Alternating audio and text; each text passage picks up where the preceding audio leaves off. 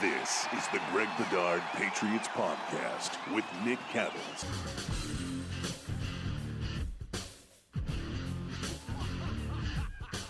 We are back. Yes, it's been a little while since the tag team combination of the world shows up on this podcast, but we are here. It is the Greg Bedard Patriots Podcast with Nick Cattles, brought to you by Athletic Greens, your one-stop shopping for 75 high-quality vitamins, minerals, whole food sourced ingredients, probiotics, and adaptogens. I didn't say that right, but you get the point, to help you start your day right. First of all, let's update the people. Greg is not on the East Coast. Greg is on the West Coast. No, we're not hanging out. He's in Nevada. I'm in California. Unfortunately, can't get a beer this week. But tell the people, Henderson, Nevada is where you're at, Bedard. And also you have an apology to levy to the people. Yeah. So I'm in Henderson for the practices. Not determined yet. Right now I'm booked to stay through the game, but that's to be determined. We'll see how things go. Normally I just stay for joint practices, then go home and watch the game on television, just because I don't get a lot out of being here, and it's a long trip.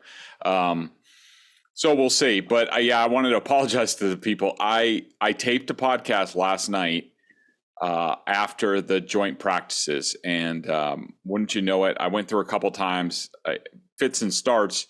So I had to scrap it twice, and I go and I do the third time and sail along. I mean, it was a great podcast. I was like super positive about the final drive of that practice, and sort of, I thought it was a good pod. And wouldn't you know it, this moron forgot to hit record again. And so none of it was recorded.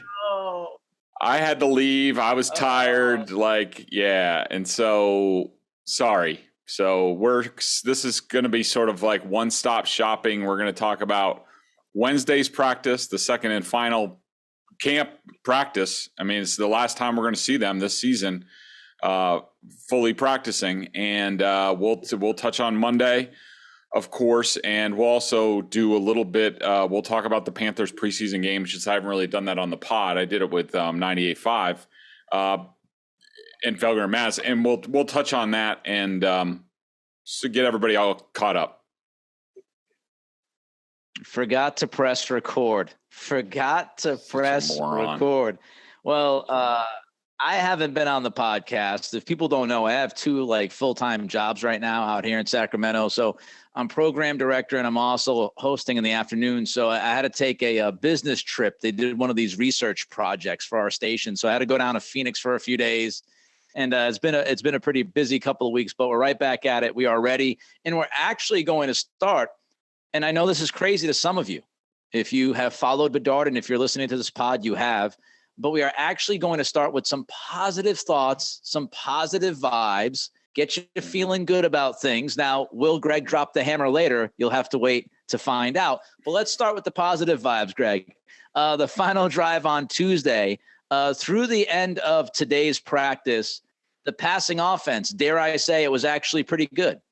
Yeah, you could say that, Nick, and I would say that. I would say if you just took the end of yesterday's practice, maybe eliminate an early drill today, and you just focused on about 75% of the practice today, for the first time all training camp, the Patriots look like a competent passing offense. We'll get into the rushing offense later, but no surprise that their strengths came in 2-minute situations, shotgun, spread, Mac doing his thing, allowing the guys up front to pass block a little bit longer. And, I thought things went really well. I actually, for the first time in a long time, I left practice a little bit happy. I know some people will find that hard to believe. There's some people out there who just think that when I tell you the Patriots are bad, that I want them to be bad or they'll always be bad. No, what I try to give you is an accurate reflection at that time where the team is. And it wasn't just me. You could tell the body posture of the offensive guys. There were some good celebrations, stuff you haven't seen in weeks out of the offense. And, Hunter Henry catches a touchdown and everybody goes nuts to sort of, final play of the game type of situation, have to score a touchdown to win the game, can't settle for a field goal, 4 seconds left from the 9-yard line, and Mac finds Hunter Henry, a leaping Hunter Henry in the end zone, and everybody goes nuts. And, there was a lot of that. Jacoby Myers had 2 touchdowns today. Ty Montgomery had a touchdown to end the 2-minute period on Tuesday. Kendrick Bourne had a touchdown to sort of finish things off. And as the Patriots marched down the field and scored on the Raiders right after the defense stopped the Raiders. So, you take those large portions of the last couple days, especially today, and you can't help but be in a better place. And to think that maybe, possibly, they've turned a corner and now they're going to go on the upslope. I mean, who knows? I don't know how much we're going to see the starters, if at all, on Friday night against the Raiders. And then it's showtime in Miami in a couple weeks. And so, but at least finally, it might have taken to the last day of training camp, Nick, but we finally saw the Patriots actually look like a competent passing offense where you're like, all right, they have a chance to move the ball and put up some points. You mentioned that final drive on yesterday. You mentioned today, the team excited, the mood kind of changed, the positive vibes, as I just mentioned a minute ago. But if you look out there and you want to paint the picture for people listening to this podcast, Greg, why do you think it was better? What do you think was better? Why did it kind of change over the last, day or two? In my lay opinion from watching this team, to me, it was about they got out of the running game. There wasn't a whole lot of running in the periods that we're talking about. It was all sort of situational, shotgun spread, just like we saw, Mac Jones to Aguilar in the game against the Panthers. That was shotgun. Basically, any completions that Mac Jones has out of the shotgun. And I think when you're doing that, they talk about simplifying the game for these guys, with the new offense or whatever they're doing with the offense. And it hasn't worked under center. Quite frankly, it's been a bit of a disaster. But when they get back into the shotgun and let Mac cook a little bit, spread things out, he can decipher things. The linemen know, hey, basically, I got that guy, you got that guy. It simplifies things for the offensive line. And, the offensive line in one-on-ones, whether it's joint practices or a practice, have done a pretty good job. And so, they can block, but it's these other type of situations. And also when you're shotgun spread, you could tell where the pressure's coming from, and that helps Mac, the receivers, it helps the offensive line. And so I think it really helps simplify things for everybody and just allow them to get back to what they did last year, towards the end of last year at times with the passing offense. So to me, it was about, there's been so much talk about the new scheme, the new whatever. And wouldn't you know it, when they really start going, it's because they went back to the old stuff, what they knew from last year, and are just building on what they did last year. Puts a lot of pressure on Mac, though. I mean, if this run game doesn't get going, there's going to be some concern. I was talking about this on my show out here when we were talking about, Josh McDaniels and the offense that they run. And there was a point that was made in one of the papers, this idea of like, well, McDaniels, the run offense is kind of the heartbeat of the offense. And I talked about it on the show, how that might surprise some people who are Raiders fans who haven't paid close attention to what the Patriots do offensively with McDaniels as the guy. And I started to look at it, and in 4 out of the last 5 years, you're talking about a top 10 rush offense when you talk rushing yards.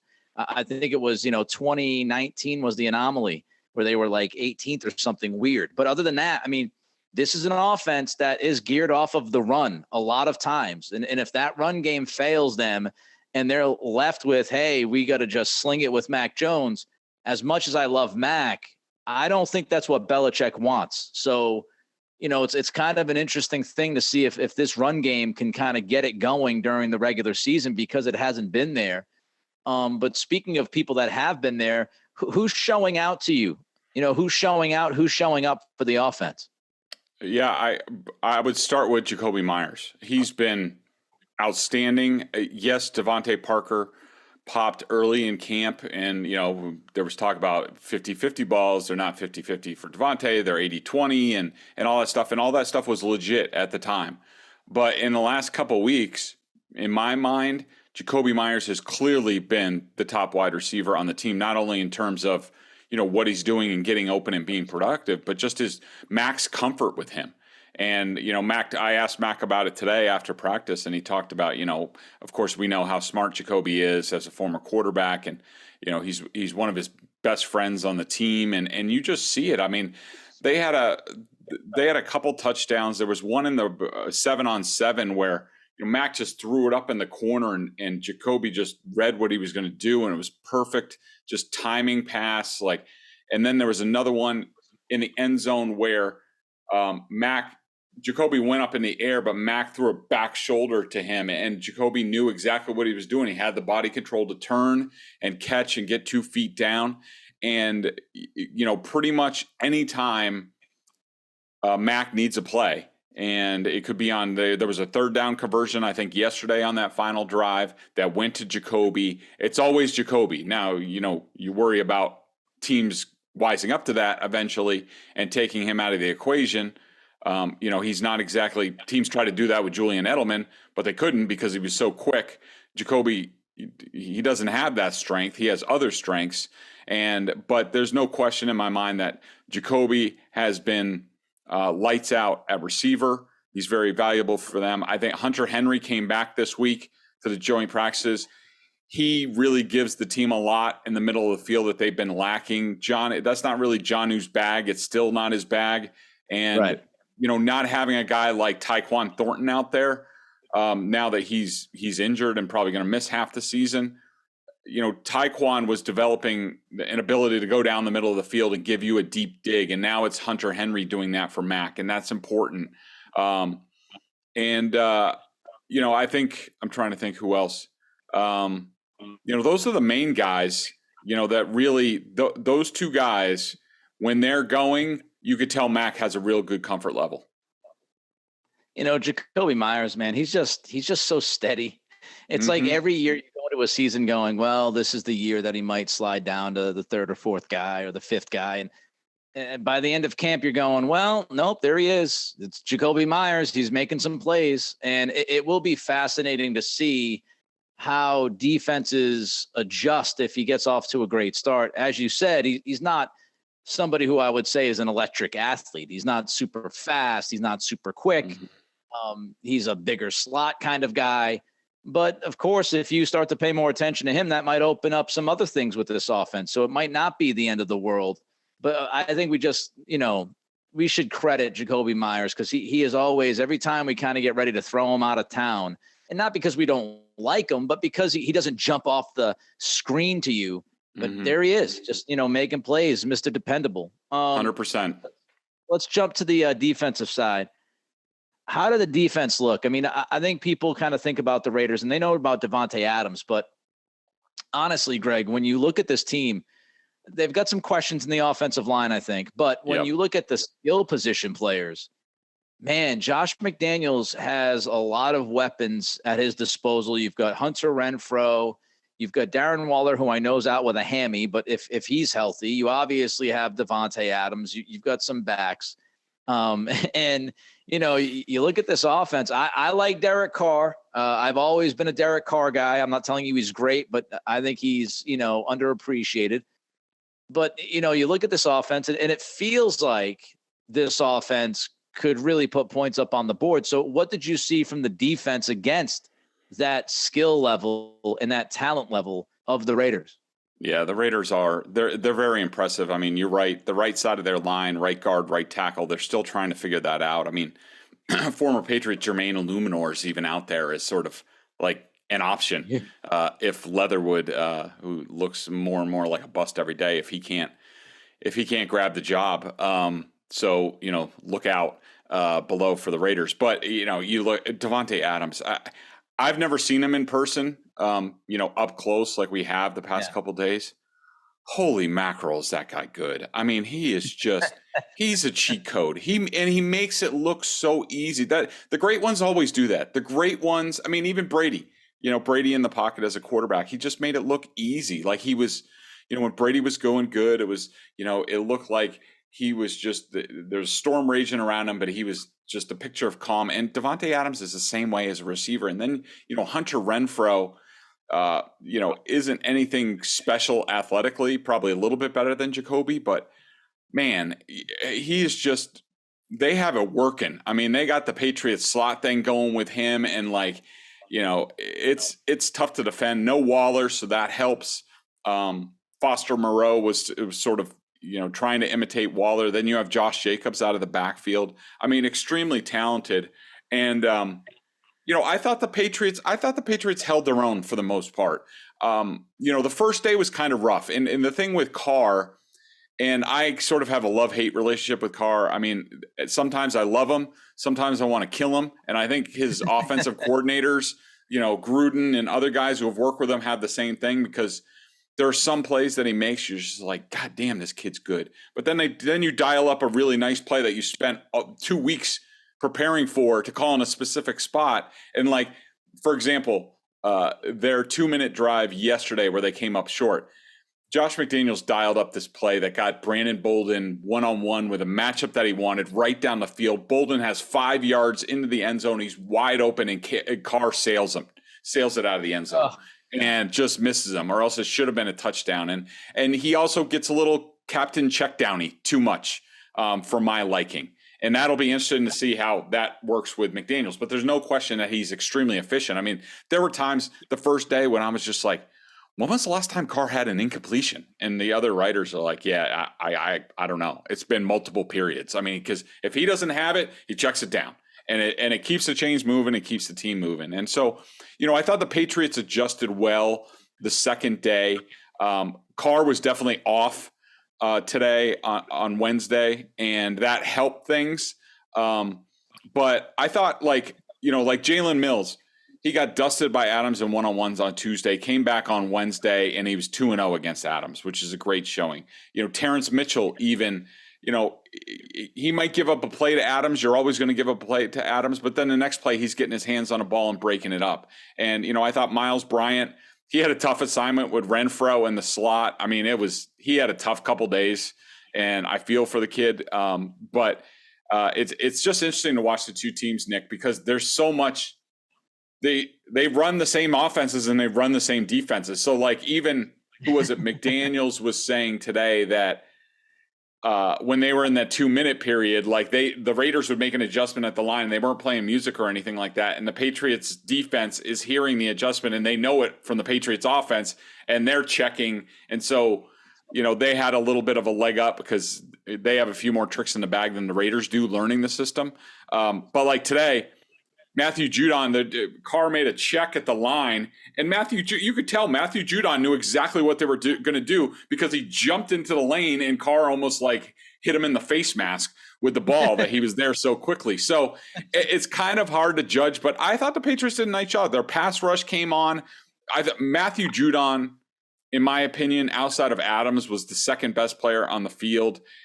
He brought pass rush. One drill today, he had a stuff, a pass breakup, and a sack to end the drill all in the same session. And he did that repeatedly. Uche got in there a few times. Barmore did his thing. Josh McDaniels even talked about how that's good work for their interior guys. You don't see a guy like Christian Barmore. So McDaniels knows how good Barmore is. And so there was a lot of good stuff. It wasn't perfect, but I thought it was a really good test for this team, especially going in and playing Miami in 2 weeks, who also has a ton of good weapons.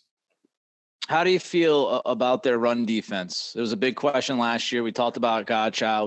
We talked about the linebackers, second level, stepping up, playing better. How do you feel about that run D going into the final preseason game? I feel okay about it. I mean, this is the positive part of the podcast. So, and I'm not lying to people. I'm not trying to keep it positive. I mean, do they give up plays sometimes? Yeah. I mean, was Josh Jacobs getting free for 15 yards on occasion? Yes, absolutely. And that frightened you a little bit. But I thought overall, they did a better job, and they did it with all their different personnel. And one of the things we'll talk about later with the preseason game is I think Christian Barmore's taking another step as a possible 3-down guy, with his work against the run. He's not just a pass rusher anymore. And so I think that's a good sign. And also I think Bentley's been outstanding in camp and like really reading things ahead of time and penetrating and screwing up blocking schemes. And if he keeps doing that frees up stuff for Raekwon McMillan and Mac Wilson and much to my chagrin, Jelani Tavai, who is out there still all the time. I don't get it, but he is. Keeping it positive. I feel okay. I mean, I definitely want to see what happens when they go up against the Mike McDaniel, Shanahan blocking scheme. How well are they going to do? Because if they don't stop the run against the Dolphins, they're going to be in for a long day. Jelani Patricia out there in the second level, the long lost brother of Matty P, who was attached to the hip with him. There's a lot of love between those guys. Yep. We have a hell of a lot more to get to, but first let's get to Athletic Greens, Greg. I started taking AG1 because I wanted to make sure I was getting all the vitamins and nutritional supplements I needed in one place. I'm sick of buying like 5 or 6 pill bottles. Now I've been on it for over a month and I love it. It doesn't taste like it's super healthy. Green juice, everyone's like, no, I don't want to drink that. But it's good. I'm telling you. It has a kind of mild tropical taste. It's a little minty and I actually look forward to it each morning. So what is this stuff? With one delicious scoop of AG1 from Athletic Greens, you're absorbing 75 high-quality vitamins, minerals, whole food source ingredients, probiotics, and adaptogens to help you start your day right. This special blend of ingredients supports your gut health, your nervous system, your immune system, your energy, recovery, focus, and aging, all the things that you're looking for. I take it first thing in the morning. It's now part of my morning routine, and I'd be lost without it. It contains less than 1 gram of sugar, which is awesome with my diet. No GMOs, no nasty chemicals or artificial anything, while still tasting good. It really does. Right now, it's time to reclaim your health and arm your immune system with convenient daily nutrition. It's just 1 scoop and a cup of water every day. That's it. No need for a million different pills and supplements to look out for your health. To make it easy, Athletic Greens is going to give you a free 1-year supply of immune-supporting vitamin D and 5 free travel packs with your first purchase. All you have to do is visit athleticgreens.com/Bedard. Again, that's athleticgreens.com/Bedard to take ownership over your health and pick up the ultimate daily nutritional insurance. Adaptogens. Get on it. Adaptogen. Got it. Took me a couple times. All right, so that's the positive stuff.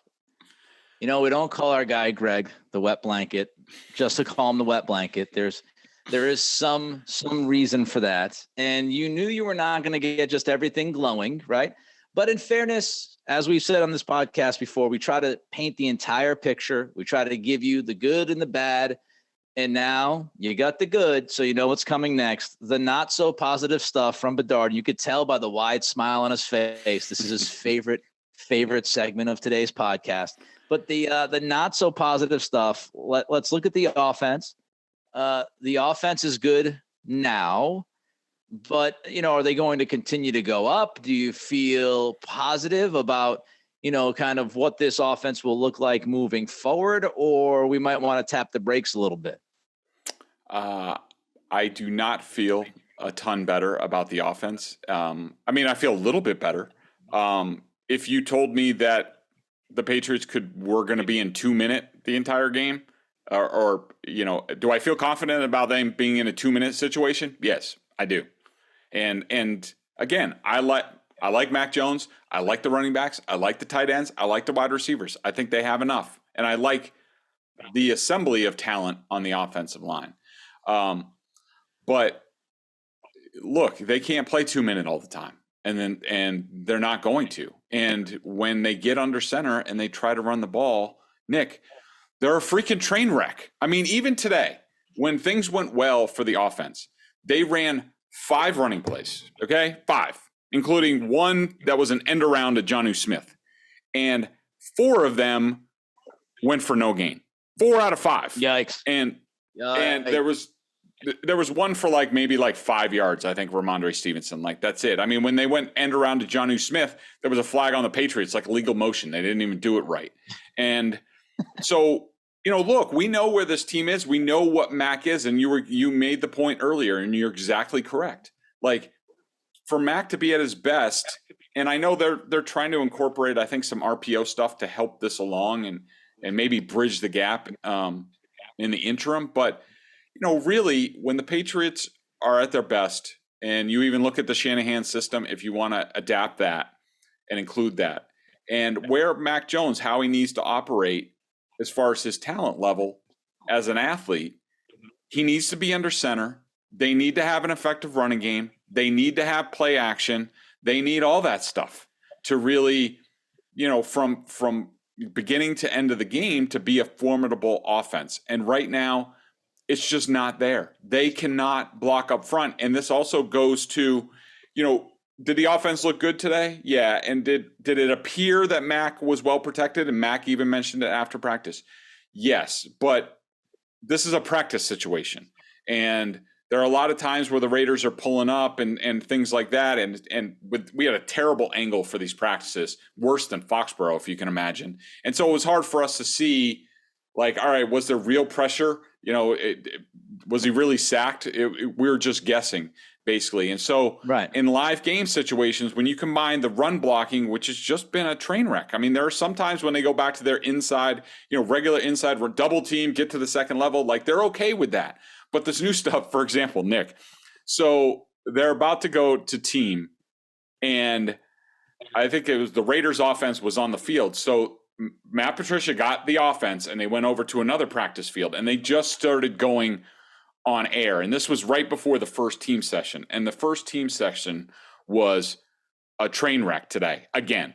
And so they go over this practice field, and it's just them. It's just the offense. They're working on air. And so they're going through repping the plays that they're going to do to start this drive. So the first one, wouldn't you know it, stretch run outside zone to the left. And Cole Strange gets to the second level, like it all looks nice. Then they run a screen, a throwback screen to Jacoby Myers. Okay, so they're repping these plays. Then it's their turn to go onto the field. What do? They run the stretch run on first down. Stuffed at the line. Then they come back to the backside screen to Jacoby Myers. It's basically play action off of the play they just ran, then throw it back. And it looked great on air. Jacoby Myers catches it, immediately hit. And so that's the kind of stuff that we're talking about. 2 minute, good. Everything else, still bad. And we'll have to see whether they have enough time to get it right for the Dolphins. What is it? I mean, it's obviously the offensive line, offensive line issue. Is it a lack of talent? Is it a lack of cohesion because there's been some moving parts? Is it the coaching? Is it some of the change in scheme with the run game and everything? Or is it just all of the above? Well, I don't think, in my opinion, I don't think it's the talent. I mean, all of these guys, and this goes for the whole offense. And I don't mean to go on a rant right now, but there's a lot of Patriots fans who, don't like me right now for, me being honest about where the team is. But like, how about some of you guys be honest about where the Patriots are? They've changed 2 people on offense. They added Devontae Parker and they swapped and they brought in Cole Strange. No Shaq Mason, bring in Devontae Parker. That's it. Everybody else was here last year when they were 6th in points as an offense. And they were 3rd in combined explosive plays. And now they're like 3 weeks behind on offense. And it starts with the offensive line. Trent Brown, good player, has some issues at times. We all know, we've talked about it. Cole Strange, good player, perfect fit for the outside zone scheme. David Andrews, good player. Mike Owenu, good player. Is he a better tackle than he is a guard? I don't know, but I thought he had some good practices this week. And then at right tackle, you have Isaiah Wynn when he's out there. Good solid player for the most part. And so it's not the talent thing. To me, when I watch this offensive line, and everybody knows I study the offensive line more than anybody else, and I love it. I think those guys are underappreciated. Damn right, I think the coaches are underappreciated. And what I see is a lack of attention to detail in terms of footwork, handwork, timing, like all the stuff that you look for when you say, is this a good offensive line unit? And they're not. They are very far from it. And to me, I do think some of it has to do with the scheme, but largely I think it's the coaching. I think they look like they are being led by a part-time offensive line coach in Matt Patricia, which he is because he has so many other duties, and an assistant coach in Billy Yates, who is very inexperienced. And I made the point on Felger and Maz the other day, and I stand by it. If Dante Scarnecchia was here, if he was the offensive line coach from jump, would this offensive line look like this at this point? There is no way in hell Dante would have it. It would already be ready to go for the regular season by now. And that to me says everything. It's frustrating. You know, we talked about this during the entire offseason. Belichick deserves the benefit of the doubt. You know, maybe he has some grand plan that we're missing here. Maybe he knows more, than he obviously knows more than we do inside those walls. And you know, we'll see if this thing looks as bad as it feels with the Patricia Judge stuff. And if this doesn't get better, and we're talking week 4, week 5, week 6, and we're looking back and this offensive line is still screwy with the technique. And you're looking at things saying, man, if they were coached up, if they were coached, if they had better coaches in place, this team would be better. This offensive line would be better. Therefore, the offense would be better. Mac Jones would be better. The run game, you go on down the line, and it's going to be very frustrating if it does come down to mostly coaching, that everybody who obviously cannot come close to Bill Belichick's football knowledge and coaching know-how and everything that he's accomplished, that us kind of laymen's, as you say, Greg, looked at this and said, do you really want to do that? Because if it doesn't work, it could be ugly. If it ends up ugly, and if it ends up ugly early, it's going to be infuriating because you feel like everybody should have seen this coming if it goes that way. If it goes the other way, then you go, hey, man, he proved us all wrong. Yeah, and Belichick's Belichick. If it doesn't, then, man, oof.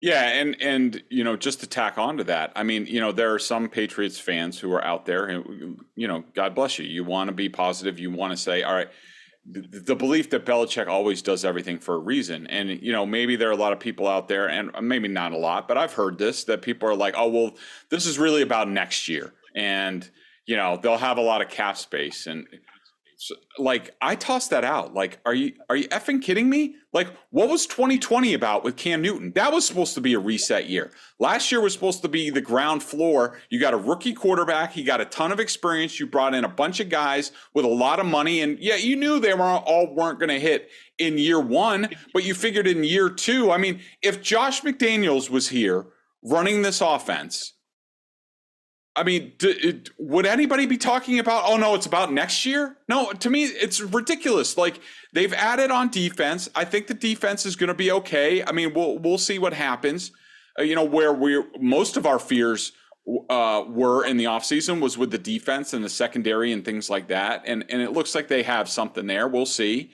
But, no, they should not be allowed to punt on this year. No, they shouldn't. I mean, what the hell did the Kraft spend $150 million for? They went 10-7 last year. Last year was the first step. They should be going forward. And if they don't go forward, and if they just trot in place, like, that's not good enough. They should be going. And if they don't go there, to me, it's because of Belichick's decisions with the coaching staff. And I'm sorry, that's not good enough.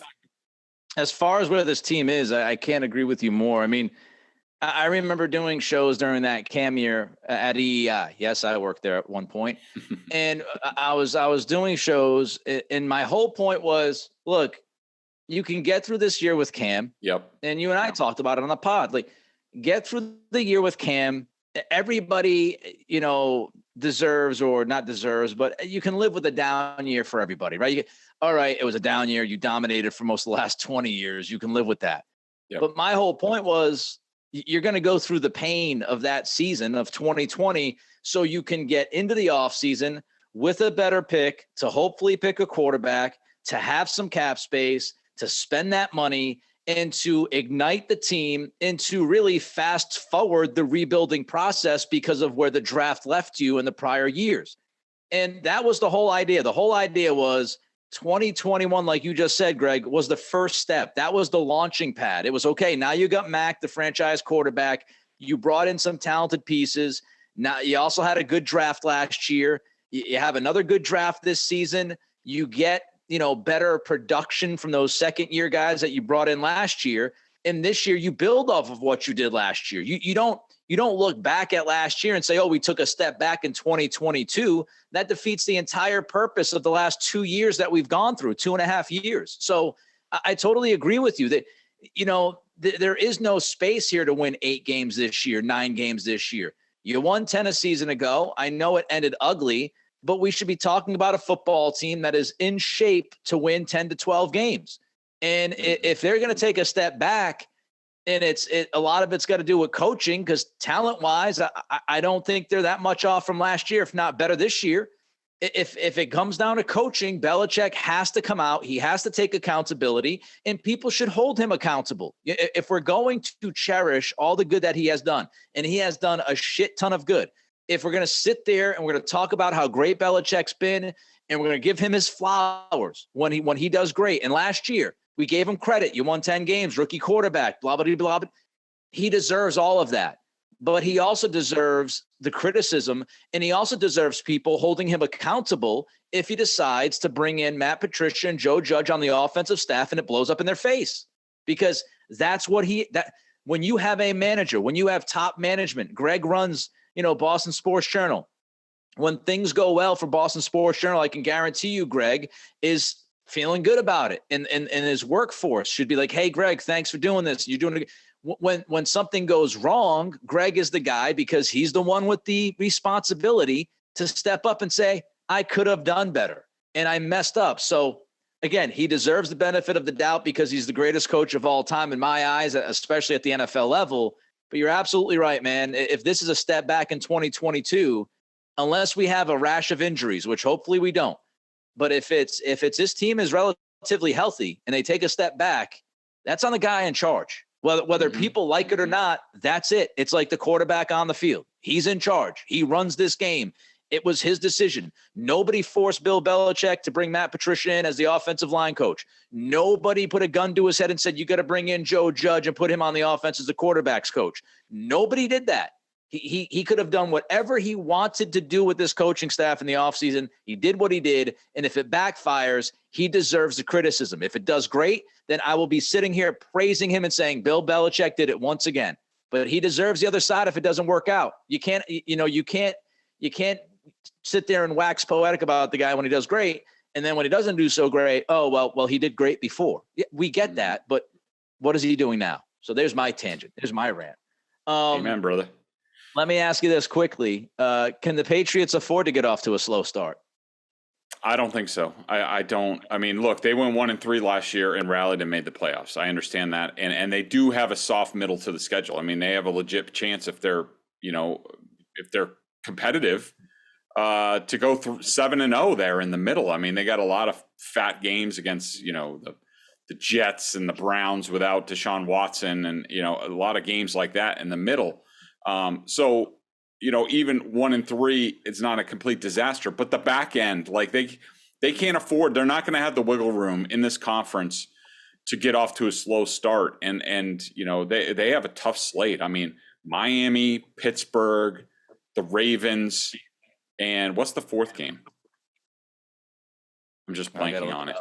But in any event, there are 4 really tough games to start the year, and they need to be at their best. And I have a feeling that I know a lot of Patriots fans are talking about, and I've talked about it in the past. Even last year was a big joke with Adam Jones, even though the context was taken out, where I was like, look, the first 4 or 5 games don't matter all that much. It was at the time it was in the context of what if you started Cam Newton and then went to Mac Jones, like give him a little bit more time. That was the context of it. It not in general. I just don't.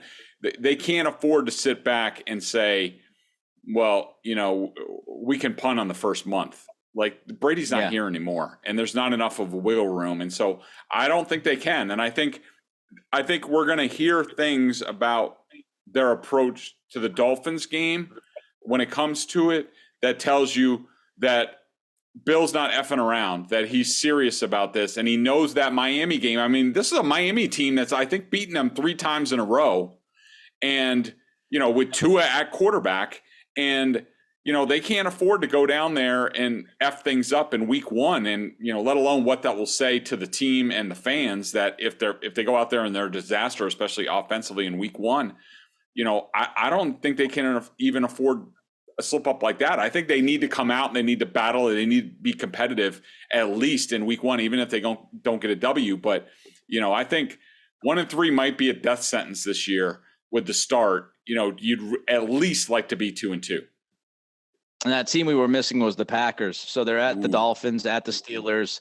Then they've got the Ravens in New England, and then they're at the Packers. So 3 out of your first 4 games on the road. Yep, 3 road games out of the first 4. And it's at Miami, at Pittsburgh, and at Green Bay. All 3 places, very tough to play. And your home game is against the Ravens. And that's not an easy game if you're looking at this schedule. So, yeah, it's a pretty tough first month. Let's quickly look at the Panthers game. It was a few days ago, as we know, but we haven't had the chance to kind of look at this on the pod. So let's take a look at it now. I did watch the game. I did see the game. NFL Network's doing a great job pumping out the preseason games. So I've actually seen the first 2 preseason games. I'm going to see certainly the Raiders game. So should be in good shape as far as that goes. But, some things that jumped out at me, Greg, was, that final drive for Mac and the offense, I thought was big. The big time play over the top, the bucket throw to Aguilar was a fantastic play by both guys. And that touchdown drive I thought was pretty critical because, again, they got off to a very sluggish start, and it was, oh man, here we go, right? 2 preseason games, nothing to watch, and you don't feel great about it. But I felt a little bit better. But really what jumped out at me, because a little Jordan Humphrey was nice to watch. He made a lot of plays offensively. He made the great play on the special teams. But the defense, you mentioned this earlier in the pod. When we were getting ready to watch this team go through camp in the preseason, a lot of the questions that we had were on the defensive side, and I think some of those questions I actually feel better about. And I don't know if I should, but I do. Like Anthony Jennings, for example. He was kind of a mystery man. He looks pretty good. He looks like he's going to chip in. Looks like he can do some things. Uche, rushing the passer. He has shown up several times early on. And the defensive line, especially the pass rush, has jumped out at me a little bit here. So that's really what kind of jumped out was this defense might be better than I thought it was going to be. And I thought it could be decent if things went well in certain areas. But maybe I'm way off here, but I do think this defense is going to compete. And I think maybe a month and a half into the season, when they're even more kind of, gelled together, I do think they have some pieces on that side of the football that can help them be pretty tough. Yeah, I would agree with you. I think, especially in that game, the pass rush is good. The Panthers, don't have a great offensive line. It was their second. And well, no, they started their offensive line. I mean, they had the Ekawanu kid, the 6th overall pick, was playing left tackle, and I think Uche and Jennings got the best of him a few times, and Judon, he's got a lot of stuff to clean up. But, you mentioned Jennings. I will mention he's been quiet this week. I don't remember him doing much of anything in the practices, so I don't know what that means. I will say one thing I will be monitoring once the season comes is, like, when you look at these games and also these joint practices, Steve Belichick is calling a lot of blitzes. And is that we've seen this before from them in the past, where all of a sudden you're like, oh my God, they're sending pressure all the time. And I remember when Gerard Mayo was a middle linebacker, and then we're like, okay, this is what they're going to do. And then you get to the regular season and they don't call that stuff. They don't like to blitz at all unless it's certain situations, certain areas of the field. So can they still I think the ultimate question for this defense is, can they get enough pressure with 4? With people paying extra attention to Judon? Is it going to be Jennings or Uche on the other side sort of getting pass rush? And, can they get enough pass rush to offset the coverage? And that's going to be the big thing with this defense. And I don't think we have the answer to that, but you're right. So far it's been positive, and it's probably been more positive than I thought it was going to be at this point. But, we'll have to see how that goes. Were you surprised? Quick question here. Were you surprised how much Mack Wilson played and how late he was in that game? A little bit. I've been puzzled by a lot of their personnel choices at linebacker, namely Jelani Tavai. Like, he's always out there. Even in the joint practices, you're like, wait a minute. I remember the first play of the game against the Panthers. Like, I know the Panthers had some personnel package, and he wasn't supposed to be the starter, but the Panthers came out and like one back, two tight ends. So all of a sudden, like Barmore came on the field, and Tavai, and I'm looking at I'm like, is that Tavai out there?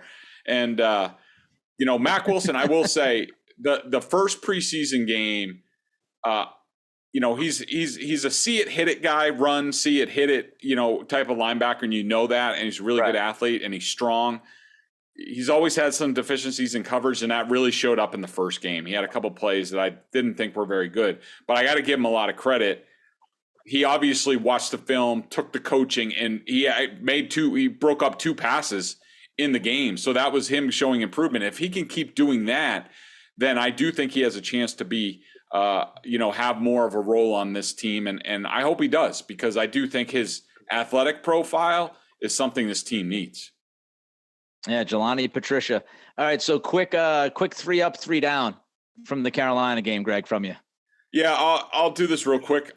Christian Barmore, he didn't play a ton, but and I wrote about this on the website, with a video breakdown. A couple of the plays that he had against the run, he knocked the guard into next Tuesday, and then also wrecked a double team. They held up against the point of attack and then made a play. Like, those 2 plays alone, that's, if you want Christian Barmore to be like an all-pro type of player, a game record every single down, then he needs to do more of that. And those kind of plays will get him more time. I thought Ty Montgomery, the offense kind of changed once he entered the game, and his athletic ability out of the backfield and doing different things. I said, not only is he a good player and a good outlet for Mac, but once you get to the regular season, that causes personnel issues for the defense. How are you going to defend it? And the Patriots can run a lot of stuff off that, sort of like Hernandez and Cordarrelle Patterson when they were doing that. And I'm going to give a shout out to Mike Owenu, Big Mike, for, he moved over to right tackle for that game because Wynn had been hurt. And, we talked about it a lot last year, that he was a right tackle as a rookie, did a really nice job. They kicked him inside to guard last year, lost his job to Ted Karras because he wasn't that good of a guard. They put it back in at guard this year. It's been okay. Then all of a sudden they move him out to right tackle and he has a clean sheet and he looks great. And the offense, does some things. And so, I thought Big Mike did a good job, and he's been a guard this week, but I don't know. That's something I would take a look at again, especially if somebody named Isaiah Wynn gets traded or anything like that. Yeah, Isaiah Wynn is just so damn frustrating. I'm done with him. I mean, I'm not saying he can't be good. We saw that he could be good, but man, it's always something with him. But it is always something with Isaiah Wynn, whether it's injury or he's just not around early on and you're questioning some of his work ethic stuff. It's just always something. Ty Montgomery to me is like the clear third, back. He Pierre Strong's not doing much. Harris isn't doing much. Like, you're going in with Stevenson, Harris, and Montgomery as your top 3 guys. I would be shocked if Montgomery is not in that, third down receiving role at times. I'd be shocked if they didn't move him around and put him at receiver every once in a while. I was happy with the signing, and some people thought like I was being a little bit over the top. Mm-hmm. And I was like, well, relatively speaking, for the money that they paid for this guy, I can see how he can help this football team. And he's done pretty well. So hopefully that continues. He's Walmart 3 down Debo from you. he's Walmart Debo. Costco Debo. There you go. 3 down. Mac Jones. I mean, look, he threw a dime to Aguilar, but outside of that, not very good. And they were really sort of fundamental plays. I mean, the first throw to Parker should have been on his front side. Parker, they rep that play all the time, and Parker's not expecting the ball back here. Could he have caught it? Yeah. But it needs to be a better throw. He sails the ball to Jacoby Myers. I thought there was a scramble in the red zone where he got some yards, but like he had a good pocket. There was no reason for him to leave. Go make a play or flip the ball out to Ty Montgomery, who's a bigger dude than you think, standing next to him in the locker room. He's a big, thick dude. So Mac was my number one down. Cam McGrone, again, just not much. I think he made one play in the game, which was more than last week, but you feel for the kid. He's obviously he hasn't bounced back from the ACL like some other people.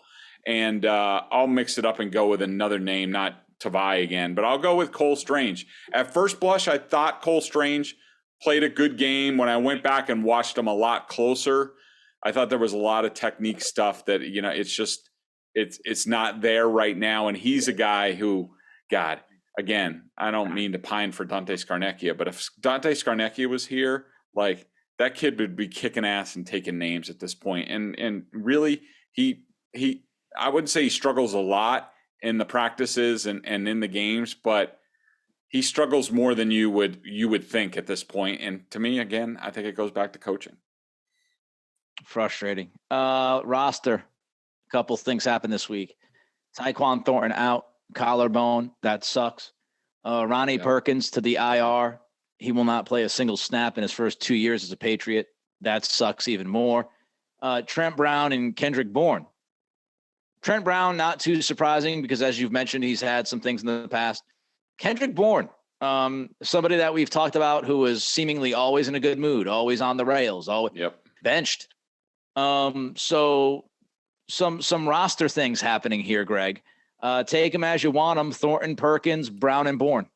Yeah, I think most of the stuff is well-treaded territory, but I do want to talk about Tyquan for a second because, I mean, look, he's probably going to come back, but he's going to be hard pressed to have a real role on this team outside of like a deep threat. I mean, he'll be back in probably late October, which gives him time and we'll see. But I just wanted to say, like, I was very impressed with the kid and what he had done. It's disappointing. I'm not going to get into the injury thing and his, was it because of his build?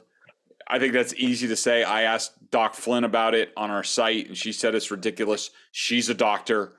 I'll defer to her on that. But what I'm worried about is, like, Tyquan was bringing an athletic ability that you could see developing.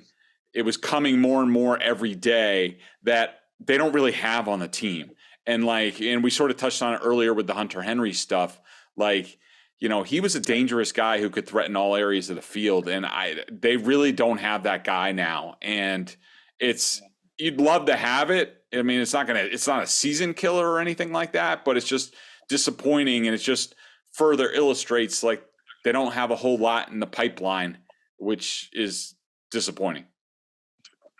It's annoying, look, who knows if N'Keal Harry's career would have ended up being different if it wasn't for the early injury that just really wiped out his rookie season for the most part. But you never want to see somebody who's just kind of getting going. And just like you said, Greg, everything I read and, watching the games and listening to Sosi and Zoe talk about, the leaps that he has made and Perillo jumping in there and saying that as well. It seemed like he was going down the right road. And I'm not telling you he's going to average like 7 catches a game, but it did seem like, hey, man, this guy is finding a role. And he might actually do a little more than we anticipated. And then you slam the brakes with the injury. So hopefully he comes back and can get going a little bit, but there's no doubt it's going to stall him. UDFAs, any UDFAs that are sticking out to you that might actually make the team and affect this roster? Yeah. One of your favorite topics, Brendan Schooler. He looks like it looks like he plays guitar in a hair band, a hard rock band on the weekends. Tatted up, long hair, singing Freebird. Yep, and that's what he looks like. But dude, the dude's on all this. He's on all the special teams, so you know that he's going to get one of Belichick's.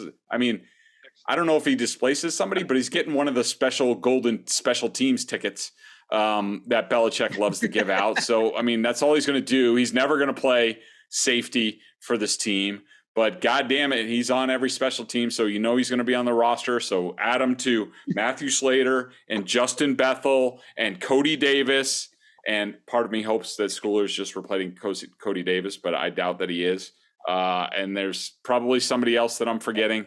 But Belichick just can't quit these guys. And DeMarcus Mitchell, who, first of all, I got to tell you, looks like a freaking Brit crap house. Like, the dude is jacked with abs and scares me. I don't want to make him angry. And he showed some pass rush the other night, and he's on a lot of special teams too. I don't know where he's going to fit on the roster, but it looks like he's going there. So there you go. 2 UDFAs. Make room, baby. I love it. Oh, special teams bonanza. Let's go. Let's Schooler. Let's do your tattoos and your hair. Let's do this, Guitar Hero. Yes. Let's go. Yes, I mean, hey, if you Schooler. Super for Schooler. Schooler. You see him make the play, Schooler. Oh, you might not be able to block for your quarterback, damn it, but we're gonna dominate special teams. That's right. Get ready. Oh shit! I gotta take Schooler's this. calling you. Hey, can you wrap it up real quick? Yeah. All right, let's jump to the BostonSportsJournal.com member question of the day. Check them out, BSJ, $39.99 on the annual plan. Not only do you get top-notch analysis, Boston Pro Sports, Patriots Junkie, listening to this podcast, you are. Membership at BSJ gives you access, ton of video analysis. Bedard does. You know the deal. Vic L'Esperance says, at some point, Greg, would you be so kind as to give us a primer on the IR rules? Guys are starting to be put out of various reasons. Can't keep track of what's what. So what's up with the IR rules? So real quick on this, because I got to run. So if the players, if they go on IR before the final cut down, they're lost for the season. If you want them to come back during the season, they have to be on the 53-man roster initially. So that means you have to cut somebody else, and then you can move them to IR and sign somebody back in that roster space. So that's the nuts and bolts of it. All right, Greg got a very important phone call. We have to run. We gave you a lot of info here in Intel. Greg Bedard Patriots Podcast. Nick Cattles brought to you by Athletic Greens. Raiders Patriots coming up. We'll talk to you next week.